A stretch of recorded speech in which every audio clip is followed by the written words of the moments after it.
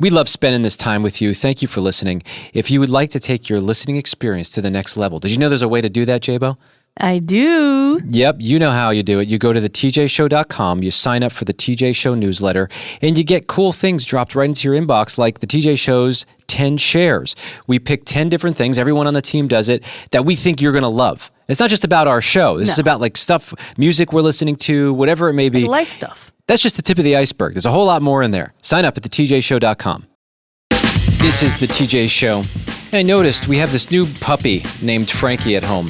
And every time anyone in our family, including me, sees her, we start changing our voice and the way that we talk to her. You see people do this all the time with puppies and babies. Yeah, do you guys talk like this? Oh, she's a good puppy. Well, she's so cute. Because I do it too. Yeah, I mean, you've seen pictures of Frankie. Yeah. She is this adorable, cartoonish-looking creature. And every time I see her, I just get... So I decided to do a little experiment. I clipped a microphone onto my shirt in a hidden area just so I can capture everyone in my family, all their genuine reactions when they see Frankie. And I want you to hear this. Oh, yes, please. I wonder what Frankie thinks. My little puppy. Hi.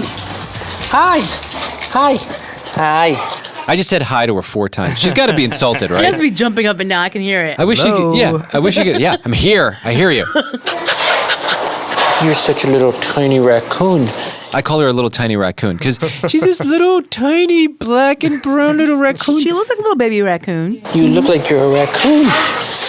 Cutie, you're so cute. Now, my wife hears this in the corner, which, by the way, it's also nice to get some points with the wife. Like, when she knows that I like animals like this, she loves animals, always has. Yeah. It's points. You gotta hold her as much as you can, because at some point we're not gonna be able to hold this baby anymore. Let me try.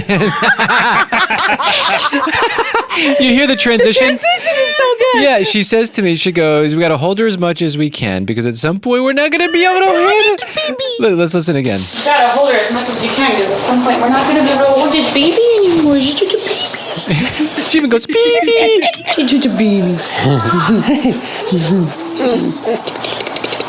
Now she's clicking at her. Coochie, coochie, coochie. I mean, Frankie, our puppy, seems to like it. She's not upset. I got your nose. I got your nose. Another couple months, she'll bite your finger off. Right. Still got floppy ears. That doesn't look like a German Shepherd. Now, that's too much now. Oh, my goodness. You talk about the floppy ears to a German Shepherd that's supposed to have pointy ears. Now you're just calling She's it a baby. offended. Yep. She smells like a puppy. You smell like a baby girl. I mean, how cute. She sounds like a toy. Adorable. Oh, I must see her. I must play with her. I want to gotta- play with the puppy. You got to come over. I need to. Puppy? Now, this is my middle daughter, Willa. Hi! Dada, you think Frankie's head's chubby? Now, just randomly ask me a question. Do I think Frankie's head is chubby? Yes. Like, even the questions are cute, right? No, she's not chubby. And then she was done with it, and I put her back in her little pen, and it ended there. You know what? My other kids were not around for that. I got to get them, too, because they Oh, all my do their own goodness. version. But how annoyed must our animals be, right? At a certain point, there has to be a threshold where it's I like, all love right, it. enough already. Although, do they like squealy voices? Well, they play with squeaky toys. Yes. So it kind of sounds the same to them, probably. I don't know. Yeah, Jabo, that is the squeaky toy theory. You know, they like high-pitched sounds, and obviously the squeaky toy people have figured that out, which is why that sound comes Makes out of the sense. squeaky toy. So I think animals pick up on vibes, and when you're putting on that voice, you're putting out a vibe of love, and you know. Yeah, that's true. that kind of Yeah, thing. man. That's a good theory, too. Yes, producer Heather. That's a good point, Kenny, because I do the same thing with my dog. Even when I'm mad at her and she's annoying me, I put on that, I'm like, oh, you're so annoying. I want to give you back to where I found you. But because I'm doing that voice, she's happy about She's like it. wagging her tail. She's like, yes, take me back. Has no idea what you're talking about. Yeah, that's why she's still bad. You gotta hold her as much as you can, because at some point we're not gonna be able to hold this baby anymore. So grateful to welcome back Lena Chapman. She is a licensed professional counselor in the St. Louis area. Lena, is that you? It's me. How are you? I So know glad to be back. I feel like we get a free counseling session when we get you on the phone. And it's such a pleasure to have you here. You've shared so many interesting thoughts about the way we process emotions. And currently, what would you say is the most common subject that's brought up in the counseling room? So as of recently, the topic that has come up a lot is grief. I think that sometimes around this year, just kind of transitioning to the summer, things of that nature, a lot of people are having different emotions about things. So you have the graduations, you have the baby showers, you're having a lot of weddings, and Father's Day is coming up. And I think with all these different things that are happening, people are experiencing that space of loss. I'm just hearing so much when it comes to grief and loss as far as a person. But a lot of people don't understand that grief also happens when you lose anything. And so I'm also seeing that a lot in the counseling sessions as well. Well, when you bring this up, it makes me think of something that I discovered fairly recently, and I shared this on the radio, and it's kind of weird.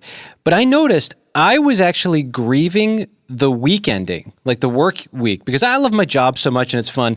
And when it would get to the end, here we'd be flying a million miles an hour, and then we get to Friday and it's like, well, what do I do with myself? Then I start getting into the weekend and I'm like, oh, the weekend's kind of fun. This is cool.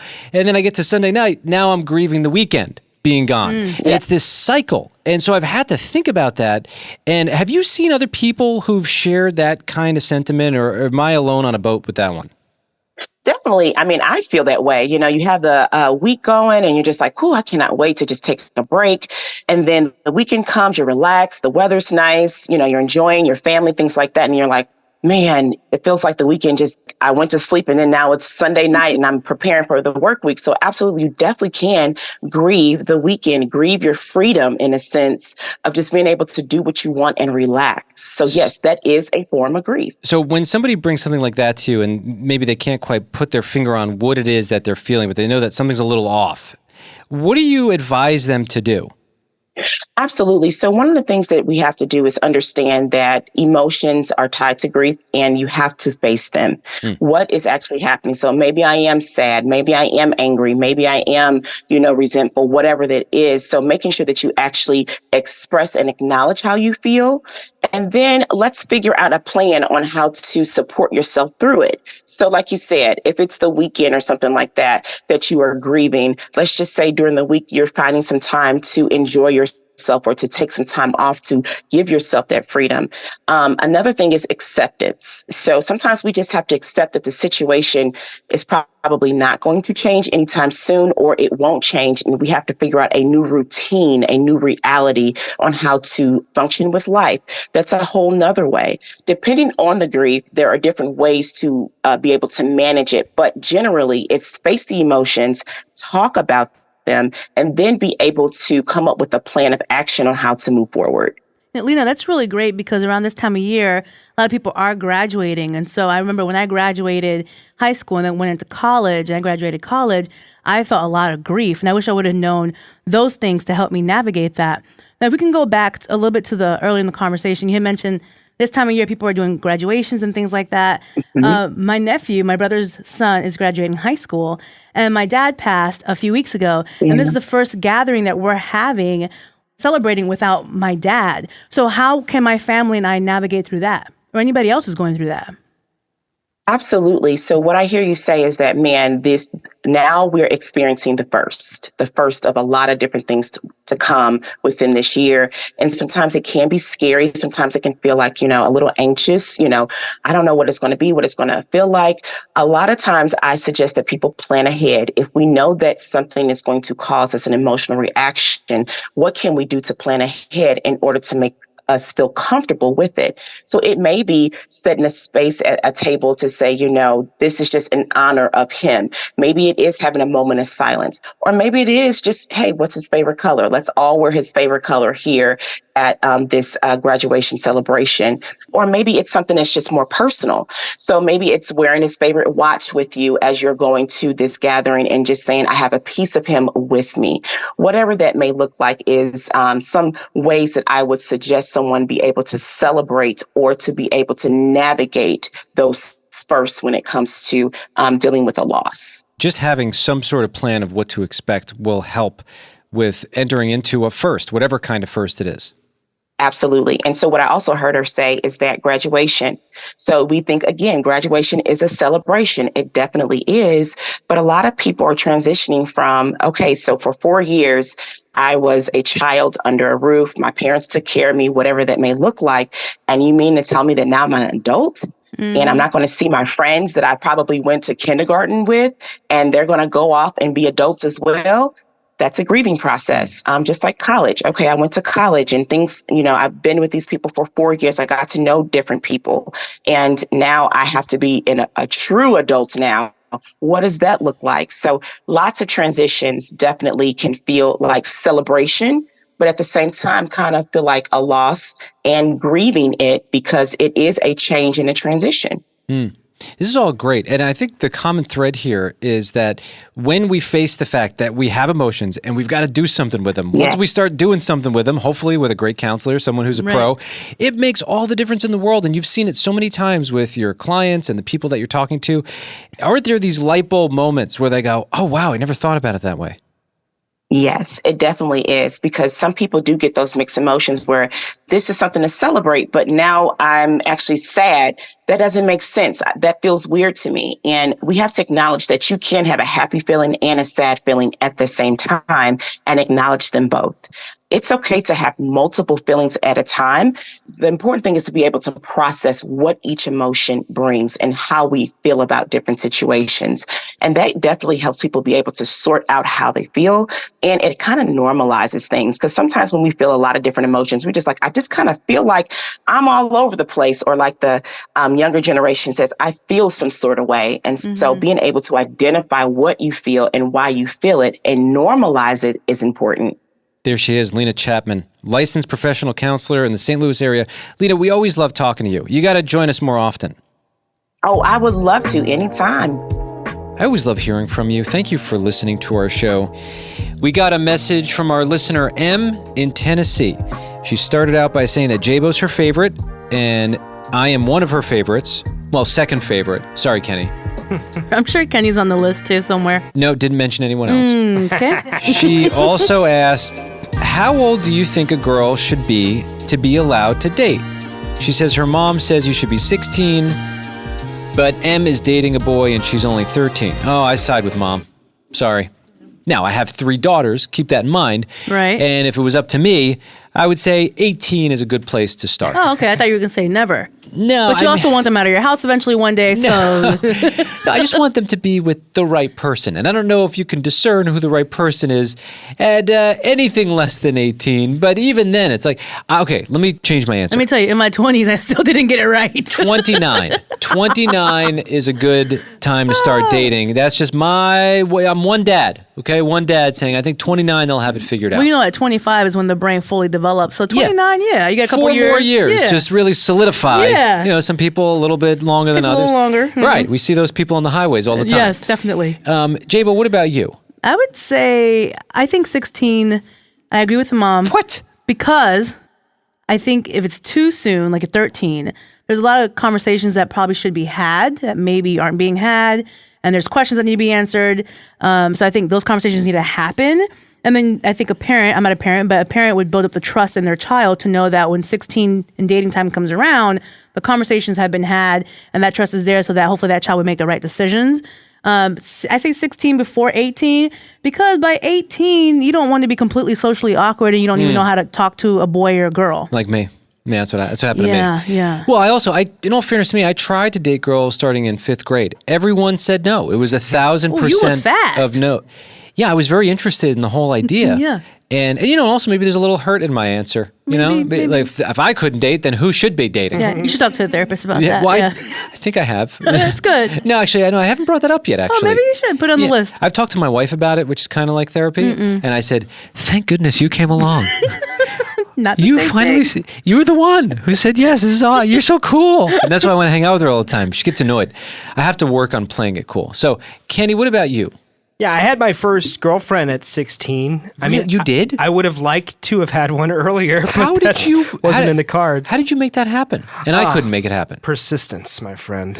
I broke That sounds her like down. annoyance. That doesn't sound right. I would not cheer that on. Can you clarify what you mean? I can clarify that I very obviously liked this girl. We were friends for several months. I made my feelings known, and after a while, those feelings on her side grew, and we became a couple. So, Where'd yeah. that go? We dated for a year and a half, Wow. close to 2 years. Wow. It's probably one of my most successful relationships. I am impressed. Wait a minute. That can't be your most successful relationship when you are living with your girlfriend Allison in the moment. I said one of. Up to this point. You about to be none of. Stop talking. Kenny always has these answers that I know he wishes he didn't say right after he says them, but that's fine. You're very happy with your current girlfriend? Yes. Yes. I live with her, as J-Bo mentioned. Yeah, I had to make that known. I'm trying to help you, brother. I'm trying to help you. Well, that's a huge milestone that I'd never accomplished up to this point. Up to that, but yeah, there you go. Congratulations. And you dated her longer than your current girlfriend? At this point. Yeah. Right. Okay. Okay. See, this is why it gets complicated. But we're getting there. Allison and I, we'll get there. I hope that answers your question, Em. Thank you for listening. Sorry I can't take your side on this one. Actually, you know what? I have another thought on that. All right, I'll share that in a few moments. How old should you be when you start dating someone? It's coming up on the TJ Show.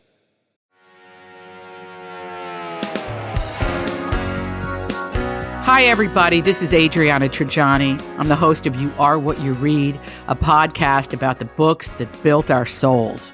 I have the privilege of interviewing luminaries of our times about the books that shaped them from childhood until now. Don't miss it. We get everybody from Sarah Jessica Parker to Kristen Hanna to Jhumpa Lahiri, Susie Essman, Rainn Wilson, Amor Tolls, you name it, they come, they talk, they share. You can join us on Instagram for more behind-the-scenes content and giveaways at You Are What You Read Podcast and at Adriana Trajani. New episodes of You Are What You Read drop every Tuesday on Apple, Spotify, or any major streaming platform wherever you listen to your podcasts.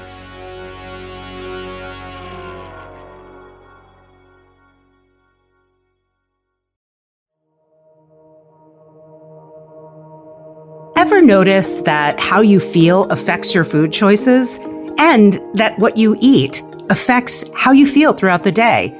Well, researchers noticed it too, and now there's cutting-edge science about how food affects our emotional well-being.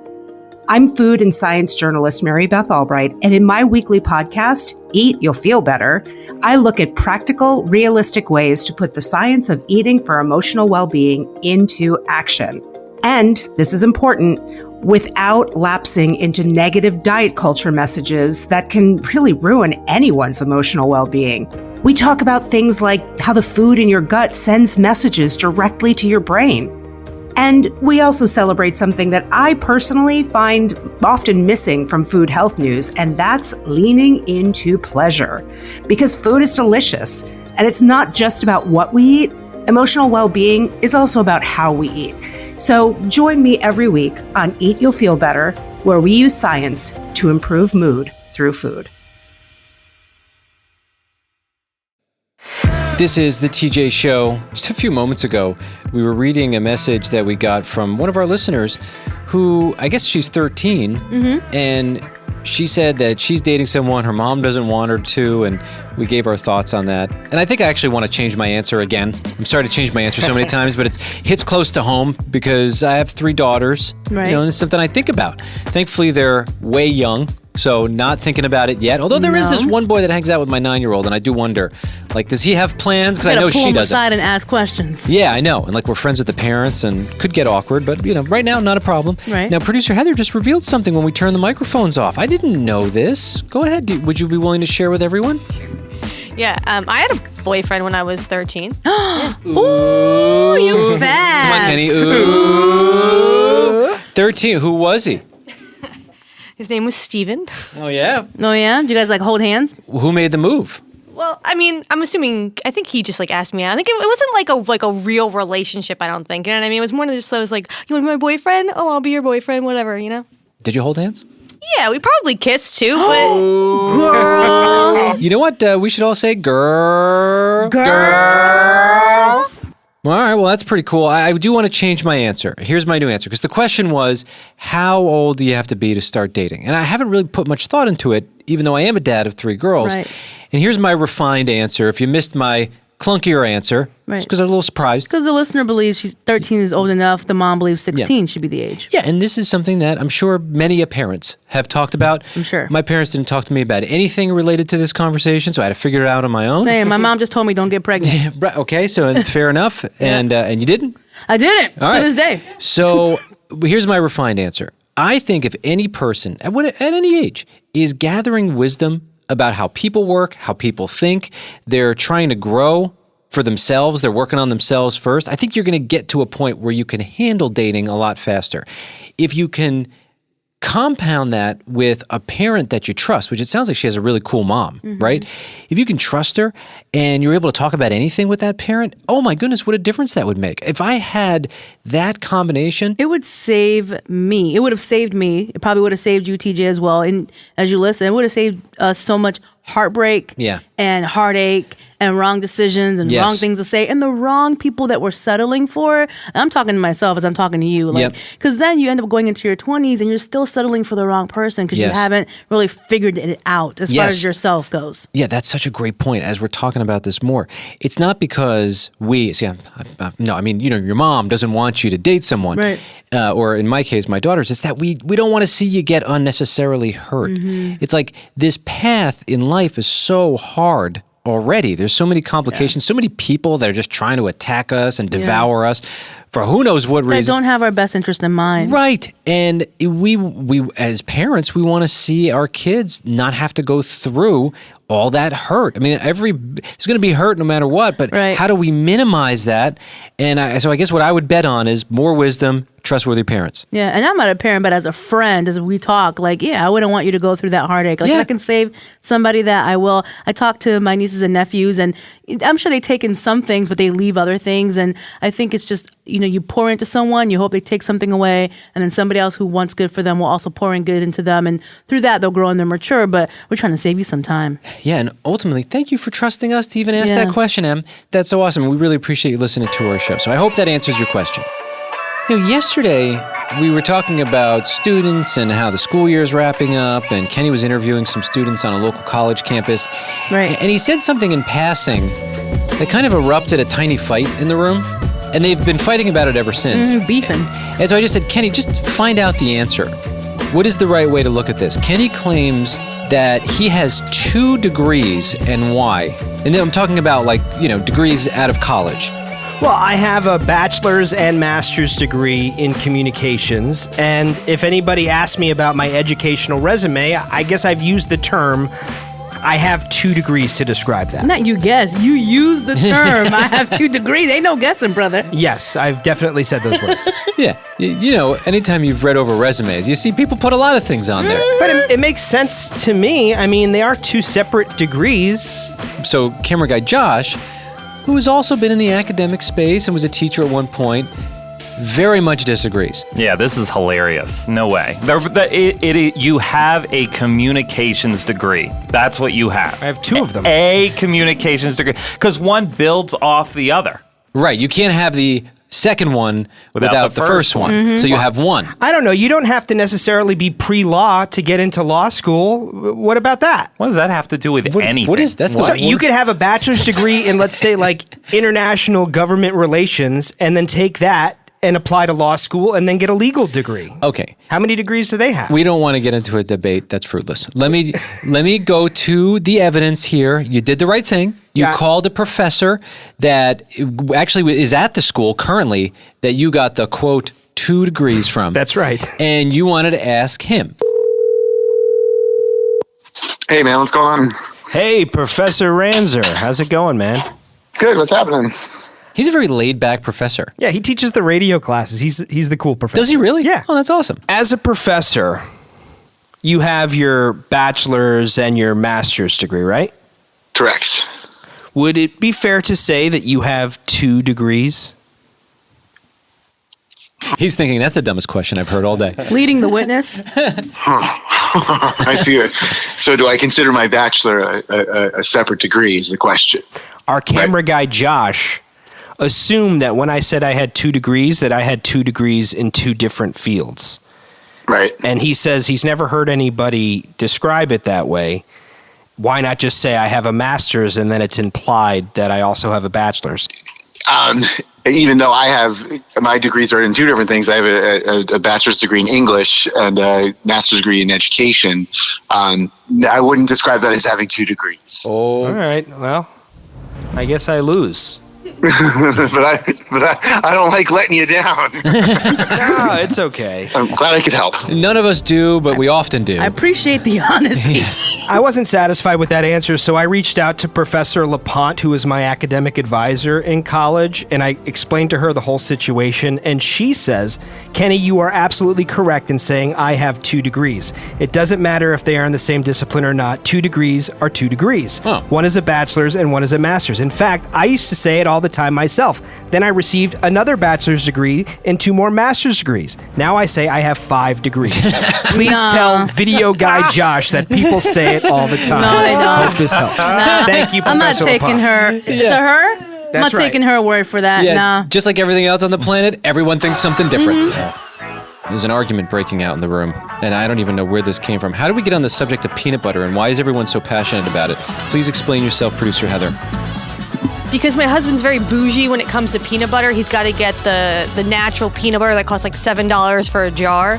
So you have to, it's the one where you have to stir. It has the natural oil in it. It's literally, the ingredients are only peanuts. Yeah, it's you legit. have to stir it to, get it to go. Yeah, of course. You always have to stir. You wouldn't want to buy a no stir because who knows how they get it so that you don't have to stir it. Honestly, I've always only bought no stir. I didn't know any better until I learned and I started working with like a nutritionist, and she started telling me about how my peanut butter, the ingredients should only be peanuts. But I didn't know that. I didn't know that growing up because it's so expensive. So growing up, when you're trying to save money, your mom's a single mom. She's not thinking about that. She's just like, Hey. I'm buying what I can afford, which I respect that. You know what? And you're bringing up a very valid point that doesn't get talked about enough.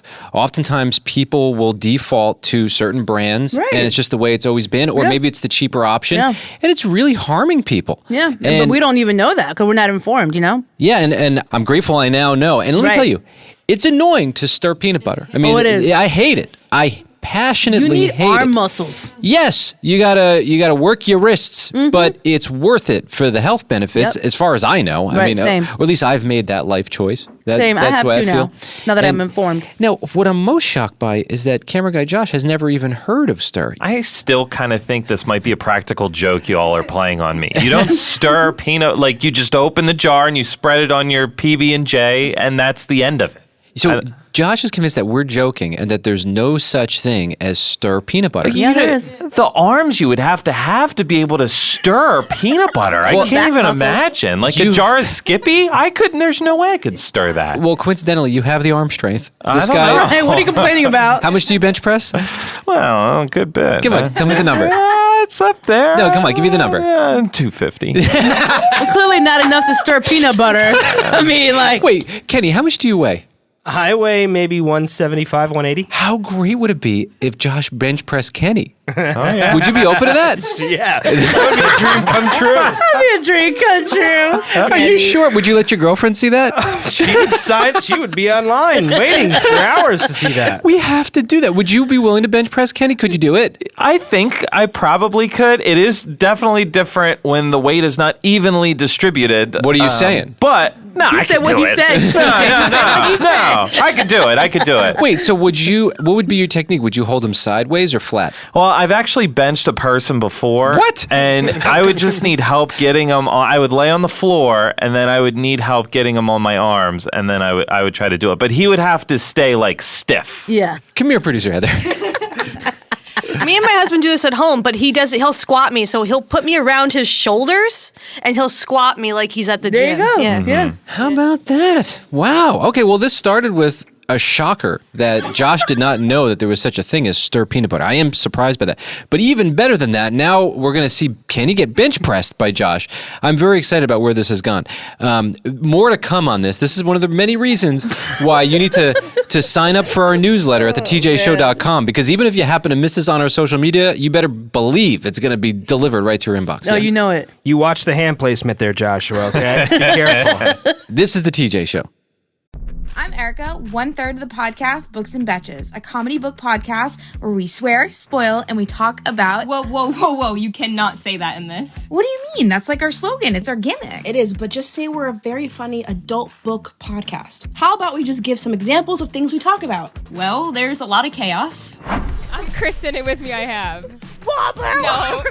We talk about books, but we're not your AP Lit class. I definitely hit on the major points. You absolutely did not. She did. You talked Just about... not in the order you thought she would. You talked so slowly about one thing.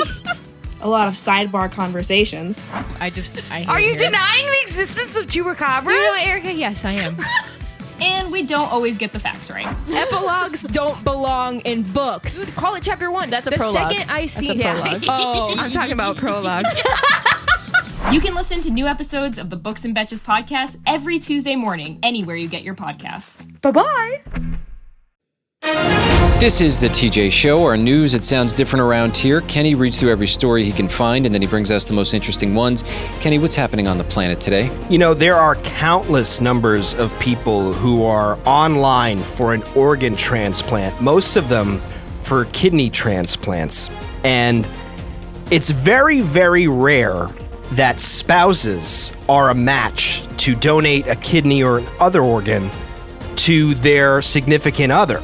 But a Nashville husband and wife are recovering at home together after the wife donated a kidney to him in a rare transplant case of spouses actually matching with each other. Yeah, that's something that used to scare me. And I was like, oh man, I hope nobody takes my kidney, or I'm in that position where I have to. And I have a much different view on it now because I've heard amazing stories, life-saving stories. Oh, yeah. And I think about, like, if my wife needed one, go for it. No heartbeat, right? Yeah, I wouldn't even skip a beat. Talk about, like, how love changes your heart. Because it does. I was not in that place at one point in my life. So Love makes you selfless. Yeah, what a beautiful story. Stephen and Amy Bredfeld live in Franklin, Tennessee. Now, Amy first began the process of applying to be a kidney donor with the sole intent of helping a stranger and helping her husband, Stephen, move up on the list. Apparently, that's a way to get somebody up on the list if you donate a kidney yourself, and they figured that they're probably not a match for each other. However, Stephen's health got worse, and it got to the point where the doctor said he'll need a kidney donation right away if he's going to survive. So after this battery of tests that she was taking, she got a surprise call from the doctors saying that she is indeed a match. And she said, I was so happy, I actually left the office, went in my car and cried, then pulled myself together to call Stephen. Yeah, that's amazing. That's great. It still blows me away that that's possible. Yeah. That they can transplant an organ like that. It's Yeah. a beautiful story. Thank you for sharing that. Kenny, what else do you have? There's a new trend that seems to be getting a lot of attention on TikTok. It involves expecting parents touring cemeteries for baby name ideas. Huh, that's interesting. I mean, Yeah. why bother getting a baby book or Googling? You just go for a stroll in a cemetery. Gravestones? Yeah. Honestly, I like going to cemeteries. They're so peaceful. I'm not trying to be funny. Like, I really like walking through them and seeing people's names and the years they lived. And I create stories for them. The dash between the year they were born, the year they passed away, is their whole entire life. Yeah. And I create a story for them. I don't know. It's just, I'm weird like that, but I enjoy cemeteries. No, I've usually stumbled upon them by accident or because maybe I was attending a funeral. And there is something really interesting about reading these people's names and seeing the years, like really the 1700s Yeah. or the 1800s? Yeah. That's And wild. if they pass early, I'm like, what happened? Then I want Yeah. to know, but Yeah, there's a lot. And it's also interesting because you see like families, and sometimes families will lose a baby and you go, wow, think about the grief yeah. that they went through. Yeah. And I mean, I resonate with that obviously, but it's just, you're right. There's something interesting about that. And it also just reminds us, hey, let's make this time count. Right. Yeah. Yeah, those who are named after this type of inspiration are known now as gravestone babies. And in this viral TikTok video, Haley Hodge is pregnant with her fourth child. She's exploring a graveyard that dates back to 1792 in search for a perfect girl name. She said, I know some people might find it creepy, but my mother was a history buff, and we were growing up. She took us on field trips to cemeteries. She said you can learn so much about cultural aspects of the past. I think there's a lot of peace in confronting the fact that we're not going to be here forever in this form. Yeah. And I have found that to be peaceful myself. So, Yeah. Kenny, what else do you have? There was a recent poll of 2,000 American wine drinkers that found the average person has 10 extraordinary days per month, 120 per year. Who did the poll? A wine company? Yes, Santa Margarita USA winemakers. It's like, how can we benefit from this? Well, let's do the math here. There's 52 weekends, 2 days in each weekend. Probably a lot of wine drinking going on, about 104, so it about adds up. Well, it got me thinking, regardless of wine, like how many extraordinary days a month do you guys think you have? Every day I wake up. Yeah, I'm Extraordinary. trying to think of what that looks like. I take life one day at a time. So I got to calculate that. I'll think about it more and get back to you. You know, more than half of the people that responded in this survey, regardless of the wine drinking thing, said any day is a good day, especially to treat yourselves. Another interesting fact, if you live in Hawaii, Idaho, or South Dakota, your number bumps up to 13 extraordinary days per month. I got to go to Hawaii. I keep hearing about how gorgeous it is, and it's a wonderful place. I know of a couple people that live there, and I know a couple that are thinking about moving out there. And I'm like very excited one day. But remember, we talked to somebody, a listener of ours, who lived in Hawaii and then moved to Oregon. Do you remember that caller? Yes, absolutely, I remember. Yeah, I know it's expensive in Hawaii. I guess that's the big detriment. Heard that. Yep. Kenny, what else do you have? A helicopter pilot in Australia recently helped find a man's missing dog in the Australian outback. They called it a needle in a haystack rescue. How hard is it to find a needle in a haystack? That's a great question, TJ. You should poll some people on the street about that. I have thought about that. Okay. Would you even do it? I guess, what's at stake? Yeah, why do you need the needle so bad? Well, this dog is a needle in a haystack, and he was found. Right. So. Yeah, so what's interesting here is in Australia, some of these ranches are so big that farmers often hire helicopter pilots to help wrangle the cattle for them. So, you have sheepdogs, or that wouldn't do the trick in this vast Australian outback. So one of these pilots, Jack Popolowski, got a different phone call from a man who'd lost his dog. Jamie Rooney said he let his dog out to take a swim in a remote area for several hours of driving. He said he took his eyes off the dog for no more than a minute and it was gone. He looked frantically, couldn't find it, but had to call in this helicopter pilot as a last resort. So he was flying low over the terrain. He's got 20/12 vision and spotted a set of tracks, even from his helicopter. He said he knew it wasn't a dingo, a wild dog, because the tracks were too big. That's some good eyesight. He was able to find the dog named Rocky trotting around a small track. What do you think they said? What did you do? What did you do? You know, Don't do that again. I need to get a helicopter. Get in this helicopter. Kenny, what else do you have? Experts are warning people, especially young people, about the dangers of Borgs. What is a Borg? It stands for blackout rage gallon. This is a new trend that we're seeing, particularly in Gen Z, that involves drinking alcohol. Well, first of all, I would think anyone who would hear that title would right away say, you know what? I don't need a Borg. Are you kidding me, bro? Blackout? Who wants a blackout? Here's Don't you the black thing. out by accident? When I was in college, yeah, for sure. Definitely by accident. But if you're drinking a lot, the result most likely is going to be a blackout. When I was in college, we used to have jungle juice in this community thing. It was a big barrel, and it would be all these mixtures of alcohol and juice and all this stuff. And now everyone's carrying on their own jug. I actually wouldn't mind it. I mean, it's more sanitary. Think about it. There's that. But then that other part, yeah, that's the problem. I get it, but I'm just being realistic. As a college student, those are things that I would do. And the thing is, so people are using these empty gallon milk jugs and making their own jungle juice. And in fact, this article refers to it as the new jungle juice. But to your point, TJ, the Borg thing isn't a turnoff to people at all. In fact, part of the problem here is what they're calling the social contagion factor, as kids are posting pictures of themselves on social media with their Borgs with funny, punny names like Captain Borgen or Our Borgen Donor or Borgen Wallen. Clever. Very clever. So again, I'm not saying do it. I'm just saying I'm not going to pretend like I wouldn't have taken advantage of that if I was in college right now. So it's easy to get way too drunk and have a dangerous situation. And that's why the experts are warning young people that there is no amount of alcohol that's considered healthy, and that the liver only processes 1 ounce of alcohol per hour. A gallon is 128 ounces. Oh. You got to figure that's at least half filled with alcohol. So be careful out there. You know what? Somehow, some way, we need my mom at these parties. Just staring everyone down when they're carrying that thing around. They'll put it down real fast. Oh, I would definitely put it down. Yeah. Mm-hmm. Kenny, what else do you have? Well, staying in school, we're learning about this teacher in North Dakota. And for the last 20 years, as a graduation present to her graduating seniors, she gives them a gift card for cookies that she bakes, a dozen cookies. And she said after a while, she was getting invited to all these graduation parties, and it was one $10 check, another $10 check. She was spending a small fortune to, gift gift her students. So she came up with this plan, and she notes that the gift cards don't have an expiration date. In fact, one student who graduated in 2011 just redeemed his cookies from his teacher. That's amazing. That's sweet. Yeah. Kenny, what else do you have? There's a new study coming out of Finland that has tracked the amount of cell phone usage for teenage girls. And they found, after polling over 1,100 female students 15 to 16 years old, that the average daily smartphone use was 5.8 hours per day. Wow.